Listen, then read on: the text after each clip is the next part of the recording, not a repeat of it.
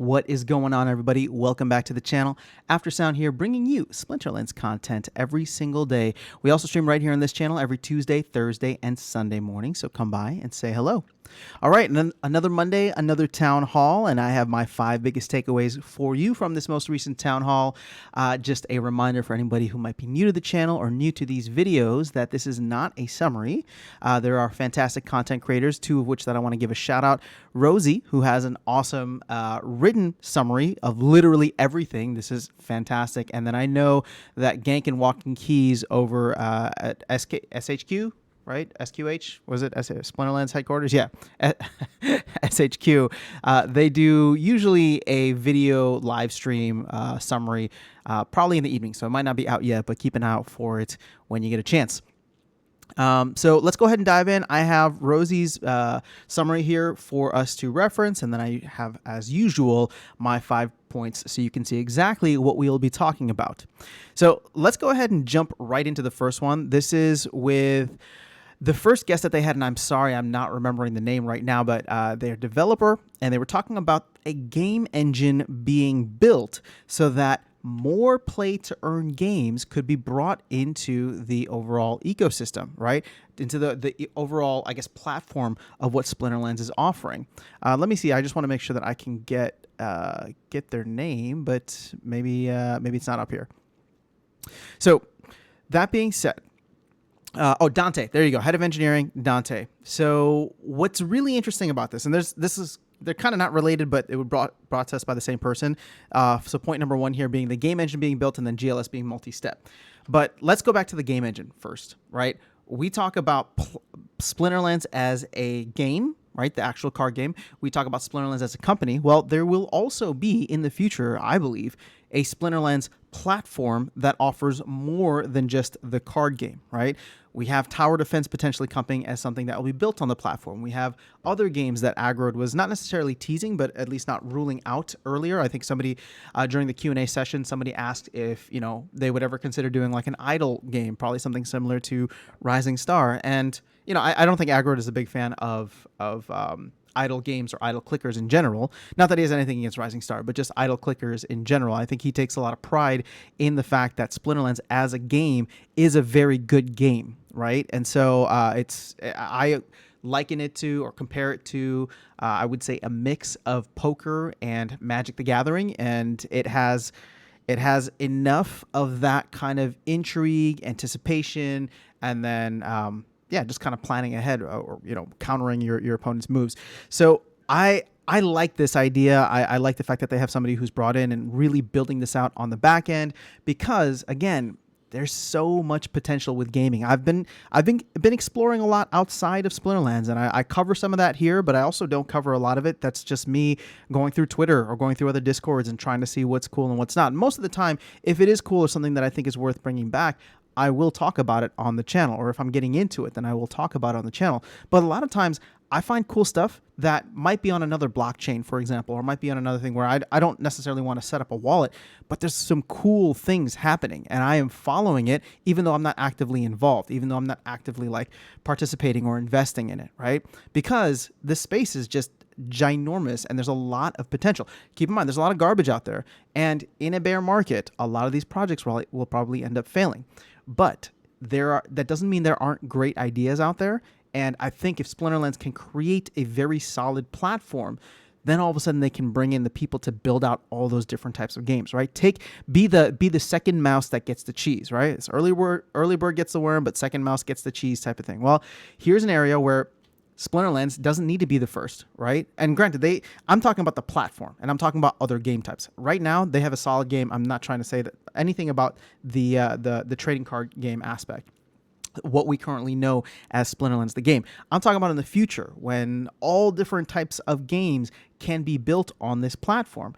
There might be cool ideas, there might be cool tokenomics that they'll be able to see other companies do or other game companies do, and if those companies don't make it, they get to be the one that comes in and say, well, we already have this platform. We already have this ecosystem, right? Really robust ecosystem. So many third-party applications being built around it. So many services.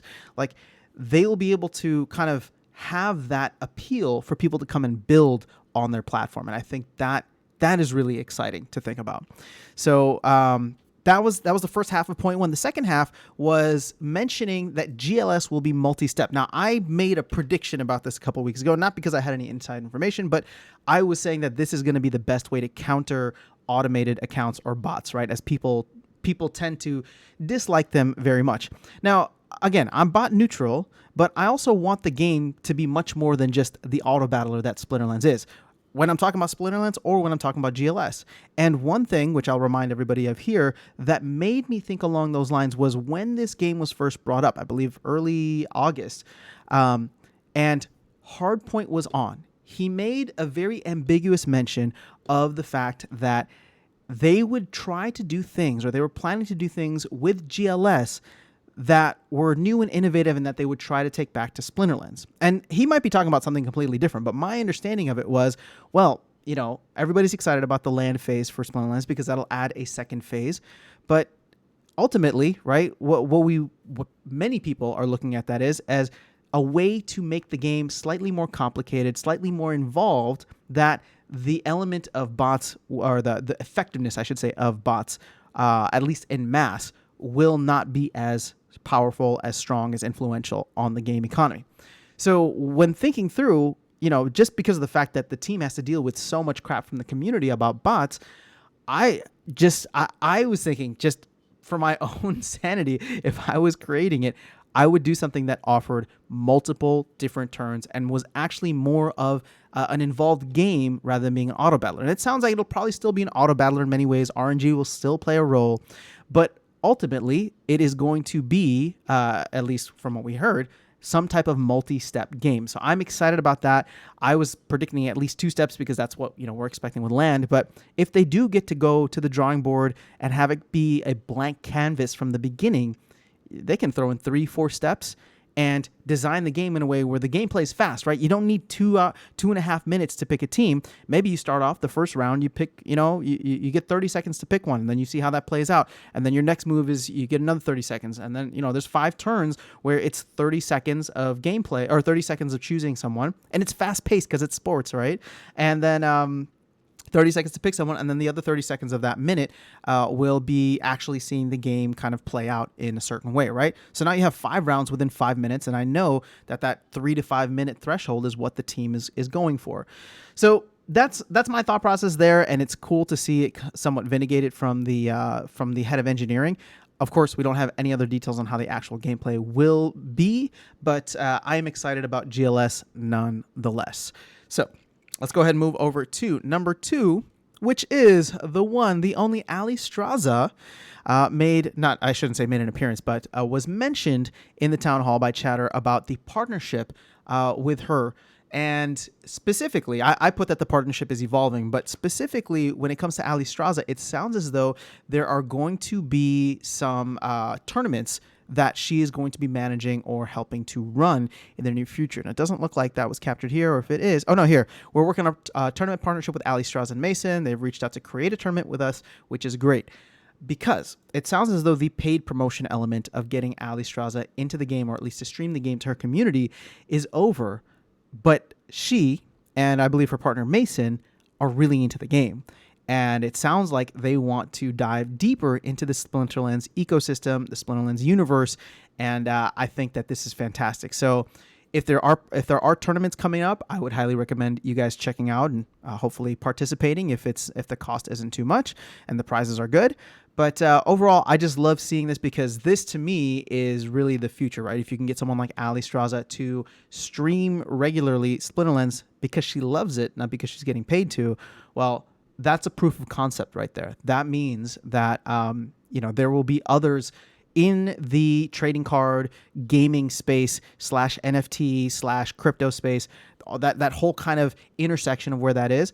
There will be others there that will find this valuable and will now see a big time heavy hitter like Ali Straza doing it and probably feel a little more comfortable checking it out, right? It's not just some crypto dudes trying to get people in. Now you have a big time streamer who's had a positive experience with the game and working with the team more specifically, right? That these other partnerships might actually pop up and expose the audiences of those streamers to Splinterlands, which is really, really exciting.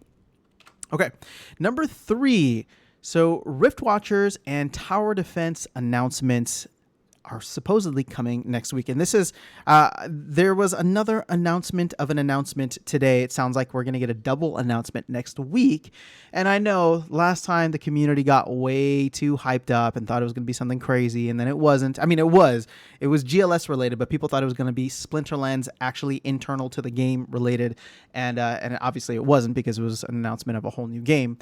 But with Riftwatchers and tower defense being the primary topics next week, I think we finally get more information about the potential launches of these games. With Riftwatchers, I know, I mean, not that I know from anything other than their what they publicly said, but I know that they are trying to get it out, or at least the pre-sale started by sometime in September. So if we are going to get this in the first week of September, we'll probably find out when that launch date or that pre-sale date will begin. We'll probably get an idea of when we can expect the cards to be playable as well. And again, if it's a 2-week, pre-sale, because it's a mini edition, then if it's 2 week, then we may see that launch, actual, like, not launch, but like the release of the packs and like being able to open the packs happen in September, which is kind of exciting because that's a month away, maybe less than a month.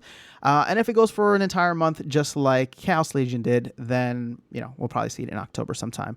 But I kind of maintain that I would think that the team would want it out before Splinterfest, but now I'm starting to kind of think that it could go both ways. Maybe they want to go have fun at Splinterfest and not be worried about the release of a new edition. They will just have the pre-sale going on throughout while Splinterfest is happening. So we could hear, I'm expecting to hear more about that next week. And then on the tower defense side, I'm going to actually jump down to number 5, because this was I'll be honest, this was a little disappointing, but the launch for the tower defense game, right? So I'm getting confused here. I'm confusing you guys probably. When I say launch, let's save launch for like the sales of packs, and let's say release for when you can actually open those packs and the game is playable. So it sounds as though the release is not going to be until Q1, Q2 of next year. I think they're shooting for Q1, but Agro is already saying it could be delayed to Q2. So that's a little disappointing, because I think many people were excited and wanting tower defense sooner rather than later. But if you remember when Hardpoint first brought this to our attention, and this might have been sometime in July, when he first brought it to our attention, and said that we're working with another gaming studio to come up with it. That gaming studio was supposed to come on and get some direction from the community about should we do X, Y, and Z, or whatever the case is, right? He wanted to, at least at that point, have some kind of audience feedback, some community engagement, and some community decisions on where things move forward with the game. And I'm talking about specific things, like when Nate comes on with artwork and says, which one do you like best, 1, 2, or 3? And then the community votes, and that's the one that gets put in, right? So if we're still expecting that, then this time frame makes sense, because we have not seen the other studio come into any of the recent town halls. And maybe they're talking about how crazy September could be in terms of town halls and announcements and all that. Maybe we do get that other game studio coming in to talk about it, or at least to present something to the community within the next month or so, right? Once September gets here. So I'm excited for that. And then going back to Riftwatchers and tower defense announcements, it sounds as though we're going to get some kind of information on this next week. So I'm very much looking forward to that. And I'm hopeful that, well, I wonder if like pack sales for these will be like overlapping anyways, right? Because why would they be bringing both of these out at the same time? I don't know, but we'll see how things end up going with once we have more details from the announcement. And then lastly, since I jumped ahead to 5, number 4, this was interesting, but in talking about the upcoming pack sales for tower defense, Agrod mentioned 2 specific things: that you would potentially be able to buy in DEC, and that voucher discounts would be eligible up to $3, similar to how voucher discounts work for node licenses. So I am actually, this is fascinating to me. And I don't know how much packs are going to be. If you're going to get a $3 discount on a pack, and I can't imagine how much the pack is. If if Riftwatcher packs are $5 a pop, then that's, again, I'm not saying that it's going to be $5 a pop, but you never know. If the new tower defense packs are $5 a pop, I will say that feels a little pricey for a brand new game that is somewhat unproven. Now, granted, I have the utmost faith in Splinterlands and the partnership that they have to deliver an awesome game, but it's just like, if they're $5, that's a lot. But then if they're $4, then all of a sudden you're getting a 75% discount on packs with your vouchers, which kind of is insane to me. And if it's less than that, well, there's no way that'll be less than that, right? We couldn't have $3 packs and all of a sudden you just pay vouchers and get them for free. That seems too good to be true. So I'm expecting, and this is a complete guess and speculation, I'm expecting that the packs will be no less, unfortunately, than $4. If they are, by some miracle, whatever, and maybe I'm just misunderstanding this, then that could happen. So I will leave room for error there. But otherwise, it seems if we're going to get these discounts, it could make vouchers very valuable in the very near future.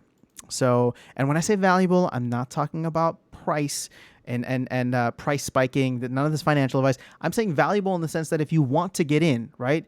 Because vouchers, sure, they have a dollar value that's associated with them, but really they are your access to the coolest things in the game and the newest things in the game. So if you want those cool new things, then they have value to you. And now that we are finally getting some cool new things, these vouchers have additional value. What the market determines that the price of that value is, I have no idea. But all I know is that I do want some packs for tower defense. I'm obsessed with tower defense types of games, and I am obsessed with Splinterlands. So it's like the perfect convergence for me.